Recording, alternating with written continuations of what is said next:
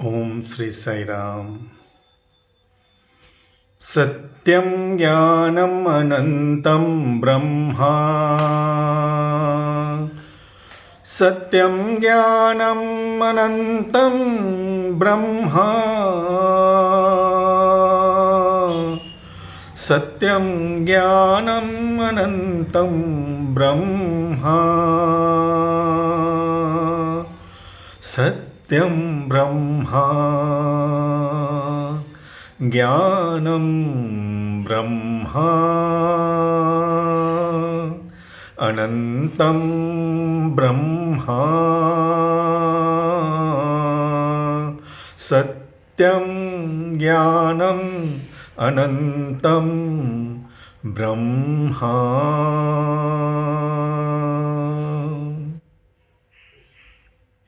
Om Sri Sai Ram.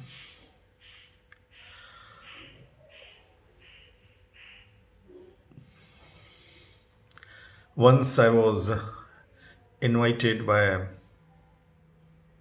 Professor Ramaraju, I believe Professor Ramaraju from Hyderabad. He was a national professor in Hindi in some Hyderabad university, a VIP in Swami's, sitting in Swami's portico. He had great affection for me, very elderly. He was the person whom Swami told, Hey Ramaraju, kaisa laga mera drama?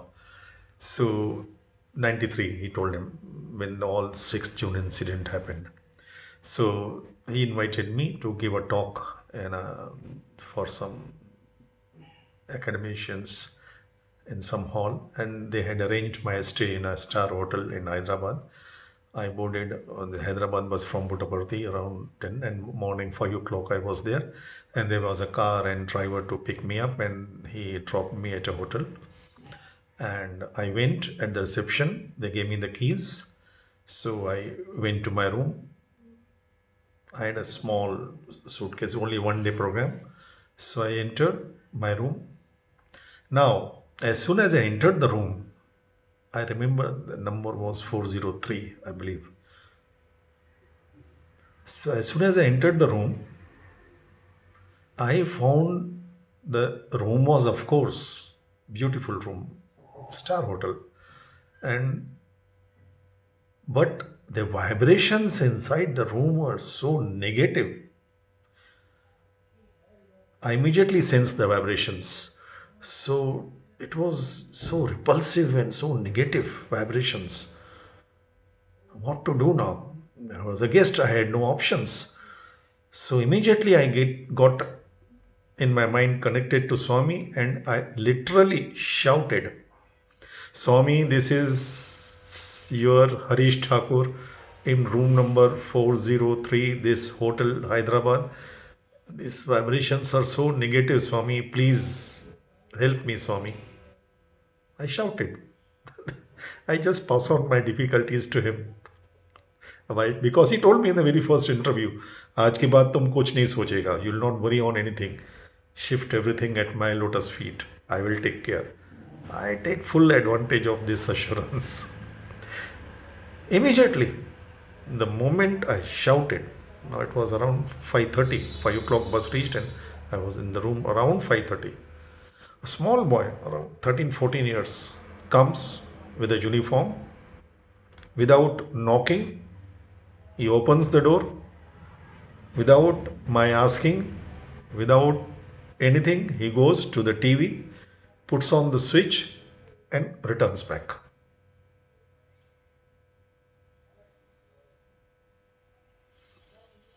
And what do I find on the screen? Satya Sai Baba giving darshan in Prashanti Nilayam. Wow. It was unbelievable. Those days we had no TV and all. We were living in the ashram.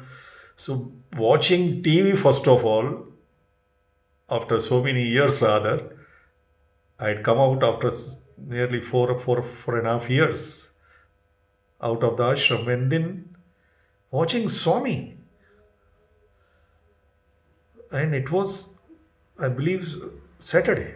Yes, because my talk was on Saturday evening. I was shocked, happy. So I kept watching beautiful darshan bhajans for about 45 minutes. And in those 45 minutes, all the negative aberrations, they just vanished like darkness vanishes in front of light, in sunlight. I was in bliss. I was so happy, extraordinarily happy. And after 45 minutes, when Mangal Aarti on the TV was done, so I switched it off because I was tired sitting on in the bus. So I was tired. I switched off the TV, and I thought in my mind, when I get down, I'll ask which channel and what that. I slept off. Around 10 o'clock, I got up, and then we had our breakfast and everything in my room. And then I went to the reception because I had to go to meet Mr. Professor Ramaraju in his residence. And evening around 4:35, my talk was there. So I inquired from the reception. I said, "Sir, which channel was there morning?" He said, "Sir, in Hyderabad, Satya Sai Baba channel." He asked his another colleague. Those days, Swami was videos and all, they were not shown. There was no, like today's on mobile, anything those days. So they said, "Sir, it comes once in a week. Thursday, 9 o'clock, half an hour. Only one private channel they will show. And we don't have that channel with us." I said, "Sir, but your boy came and he switched it on." He said, "Which boy, sir? You came and you came with a small briefcase, so you did not ask for the boy, and there was no boy." I said, "No, sir, one small boy came about 14 years. He said, "Sir, we cannot keep below 18. That is against the rules. It's a star hotel. We nobody 14 years boy with us in the hotel. And nobody can come to your room and without knocking, he will, no ways."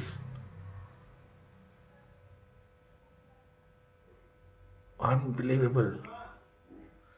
This is how this 5 feet 3 inch God works. This is how his divinity works. We have to just call him. And he told once Kasturiji, "Call me by any name,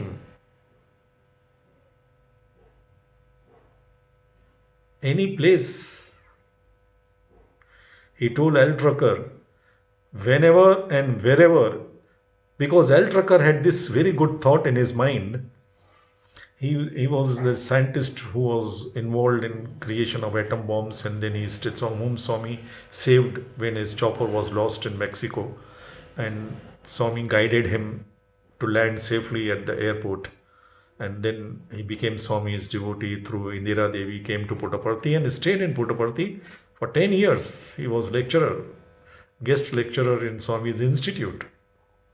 Very good friend of mine, very nice, spiritually evolved person. He had this good thought to ask Swami once, "Swami, we all remember you, most of us devotees.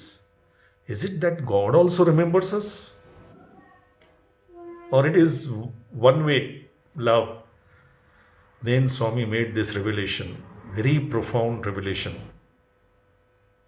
I don't think this revelation is described in any of the scriptures. Swami said, "Whenever and wherever you remember me with love, be sure that very moment I too remember you with my love."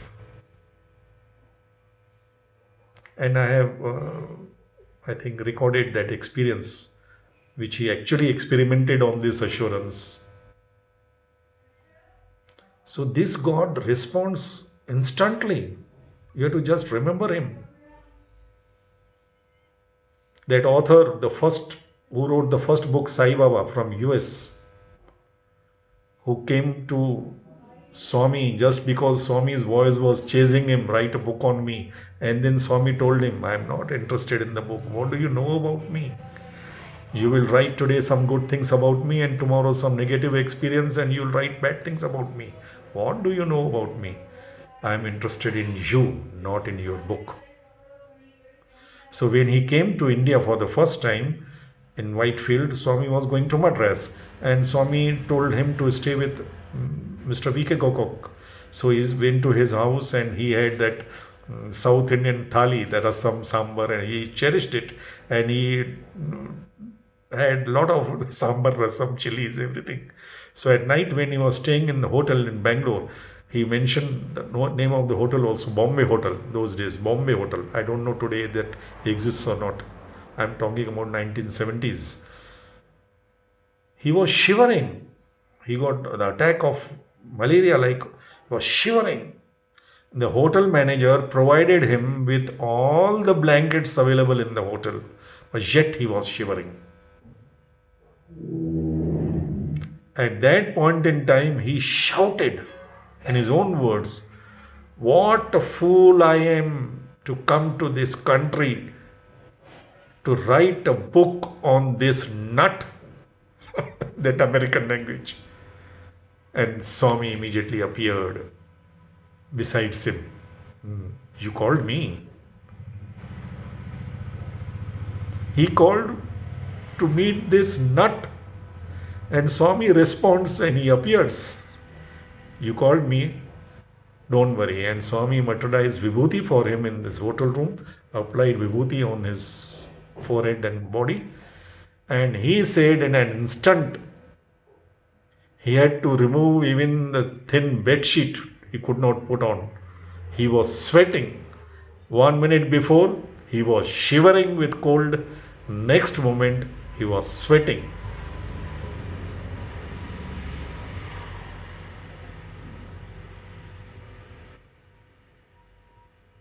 How can we not love this God? How can we not involve Him in every moment, day to day affairs? He has not come to interfere in our life as we imagine. He has not come to even kill our mind or desires, nothing. He wants each one of us to enjoy life. Life is love. Enjoy it. He wants every devotee to be rich in every respect.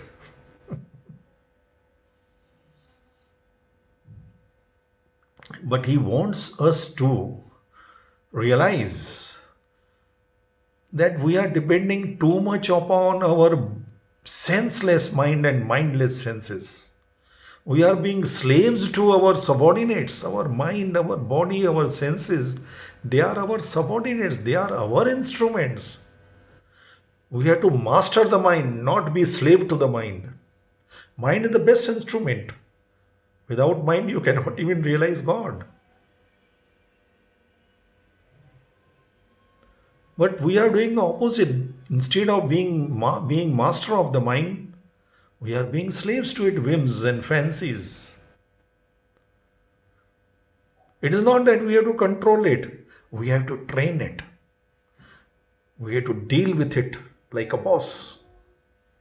Boss will not control. He will be tactful. He knows how to. Boss is like a father. He knows how to handle his children. You should not be overpowered by your mindless senses and senseless mind, Swami says. We always do the opposite. And we don't get connected to the boss, the real master, who is our own highest and noblest and purest and truest self.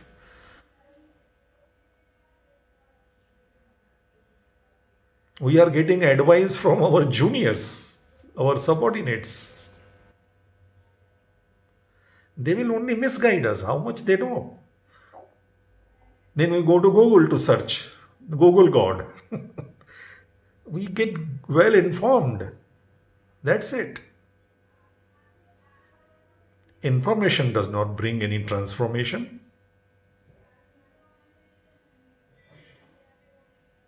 We have to enlighten our mind. And this is the God who is offering Himself, the source. He is the source. Never underestimate this God. We overestimate ourselves and underestimate this God. He is the source. He is the cosmic authority. If we just get connected, and He has already made the connections with each one of us, His devotees across the world. You keep connected. Just keep that switch on. That's it. and He enlightens our mind. He uplifts our mind. He is not here to kill or destroy our minds. Don't be afraid of that. He our minds to be enlightened. Dhiyo yona prachodayat. Many people ask me some practical tips on living a spiritual life. First of all, this word spiritual is become such misnomer in this modern education, modern world. The youth, especially, they think being spiritual means being sannyasi and renouncing and nothing.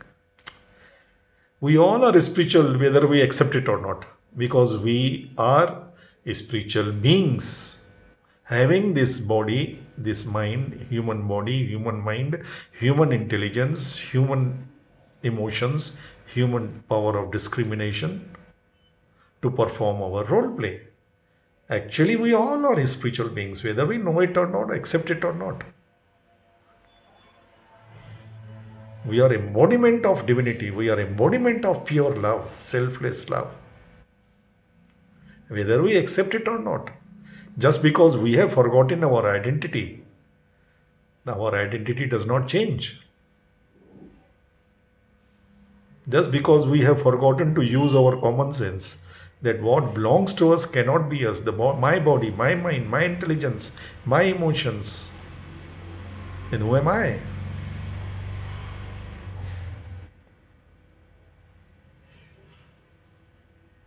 Our forgetfulness does not change our identity.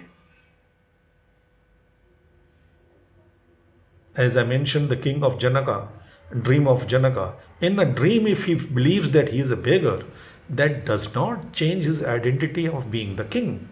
He is to be just awakened. That's it. And then he realizes that he is not a beggar, he is the king. He is not to be even informed that he is the king. He knows that he is the king. But if you are not awakened and if you are living in the dream state, then you see the rope as a snake and be frightened by it because it is twilight. You are not fully enlightened. Our devotions, our love, our faith in Swami also many a times is not enlightened. That is why we question, we doubt. Shabri had that enlightened faith, enlightened devotion. Meera had that enlightened faith, enlightened devotion. They could see. Shabri even recognized Rama and Lakshmana and told them. Can you imagine? What we call illiterate woman, tribal woman, Shabri. She told Rama, I know that Mother Sita is kidnapped by Ravana. He has gone in this direction. Now you go there, you will find Jatayu and then you will make friendship with Sugriva. Hanuman will be there. They will help you and you will cross the bridge and you will bring back Sita. I know it already. That is awareness.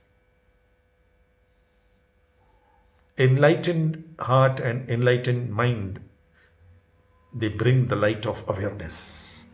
And that light is of God is love of God. Love is the light of God that bestows awareness. Without awareness of our own identity of entire drama, we are like blind leading the blind. That's it.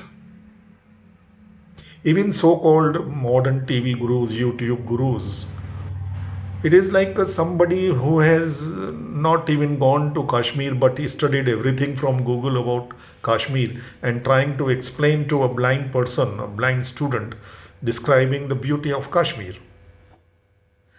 Some are little on the higher plane that they have themselves visited Kashmir and they are describing the beauty of Kashmir as they have witnessed it with their limited vision, limited wisdom. They describe their experiences to a blind person. But this avatar is Supreme Sadguru. He will not describe nothing. He will just touch you and make you open your eyes and tell you, go and see Kashmir for yourself. He will show you Kashmir with his open eyes, with your open eyes. No need to describe it. Experience it.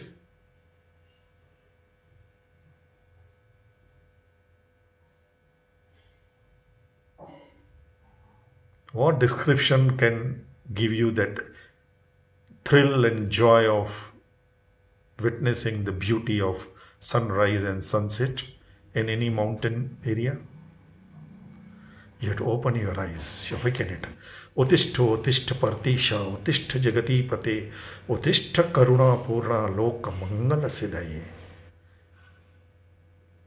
Modern formula Suprabhatam, only one. Uttishto, we have to awaken our own real self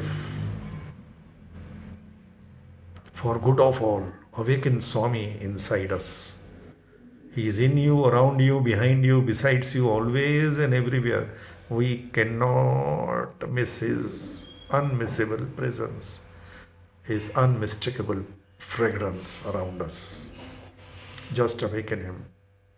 And then in the daytime, anytime, Swami says, when you take food, while taking food, please don't watch on TV or discussions or any tensions or mobile. Avoid it as much as possible. As much as possible.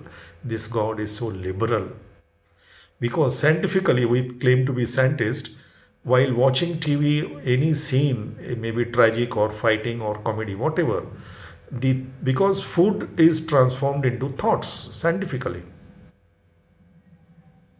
So when we are eating food, Swami says, you are watching, children especially, the mothers think that child will eat more while watching TV. Maybe true, because he is not even, but that is a wrong training, because child is not getting message from the brain that stomach is full, so he keeps on swallowing. But that doesn't make him healthy, that makes him obese, fatty. But mothers, out of their attachment, not love. Love is self-effulgent. A truly wise and loving mother will not be doing any foolish acts like that. We keep feeding them, believing that they are eating nourishment, but they are eating the negativity being played on the TV screen or the mobile or iPad, along with the food. That is why today's children, they are born smart. They do things beyond our imagination because we are feeding them with that. So avoid do that. And when we are alone ourselves, we have to set an example, role model. Swami says today's fathers have become financiers. Today's parents have become models. They behave like beauty models. Then being a role model for their children, you must yourself practice what you want your children to follow. Swami says, wherever you are, even if I go to a star hotel for lunch or dinner, I may not say Brahma Arpanam at home, but I will certainly see it in 5-star. Close my eyes for a moment, the whole meeting, whatever, even I'm sitting with any ministers or dignitaries, I will not touch any food or water without remembering Swami. Brahma Arpanam.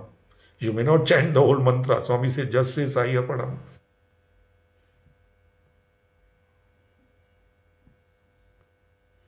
He is our best friend. And when we actually remember him and involve him, he takes up the entire responsibility. It is like Krishna transforming the poison within Meera, because she had this feeling, Krishna Arpanam. True feeling, not verbal. So we got that feeling. He is our protection. Involve him in every situation. The situation will change into situation. Jai Bolo Bhagwan Shri Satya Sai Baba Ji ki Jai.